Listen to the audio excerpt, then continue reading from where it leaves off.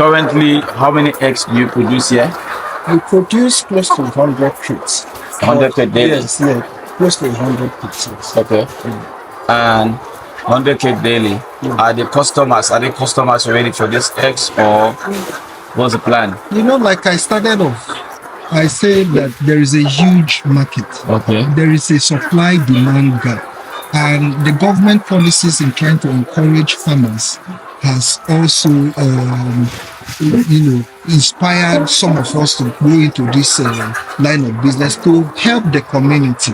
So, yes, there is a market for it. But the problem is we still need government support to be able to meet the demand of our customers. But when you ask your question about the demand, the market, truthfully, there is a market for it. Okay. Wake up early, sun shining bright, farmers working from morning to night, planting seeds, we're growing strong, feeding the world, we march along. Agri-tech, we lead the way, farming smart, come learn today. Okay, my name is Mr. Wilfred Ebri Obo, and I'm also the MD of JW Farms. My name is Nicholas Ibiang. I am an animal scientist by profession, a graduate of the University of Calabar. Okay. I am the farm manager of JW Farms. JW Farm is an agro-allied company with interest in layer beds, broiler beds, and the value chain that comes from this sector, farming poultry. Okay.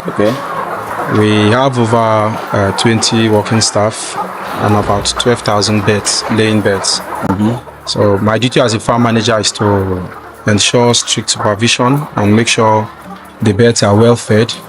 And as you can see, the boys are feeding the beds currently. We are currently operating on 80% production. Okay. If you check the other pen, most of our beds were sold out recently. This pen has a capacity of 3,000. Okay. There are other batch at the other hall. The farmers were doing very well. We special grace of help. Do our feeding in the morning by 8 o'clock. Okay. We pick eggs by 3 p.m. and do the evening feeding by 4 p.m. So mine is to ensure supervision. The boys carry out their daily activities as expected. Agri-tech, we lead the way, farming smart, come learn today. So what really inspired you into this business? Actually, it's passion. I have so much passion for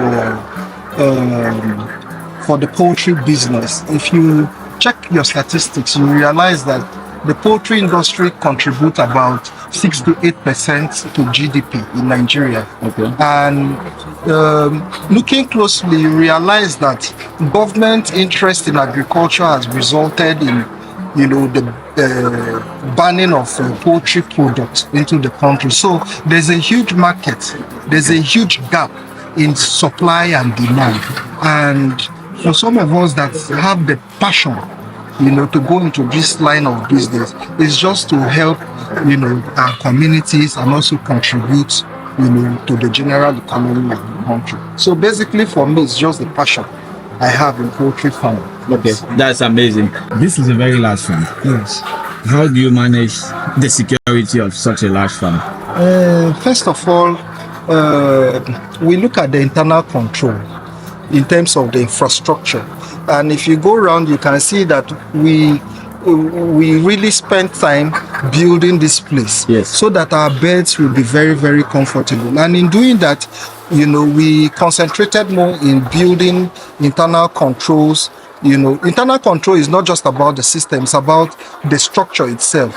Yes. You see that before you walk in here, you have to go through certain processes before coming here. For us, that's a way of curtailing security risk. people coming into the farm. And because if you go around a whole lot of time, farms face the challenge of security, breakage, stealing, and all of that. So we had to learn from other farms to ensure that in building this place, we make sure that we put in place internal control that will curtail any risks of theft or breakage into the farm. So security wise, we are okay. Are there some diseases affecting birds, and how do you manage the diseases? Yes, okay. We have a lot of disease. One of the common one is coccidiosis. It's coccidiosis. We use that, we treat them by using antibiotics. Okay.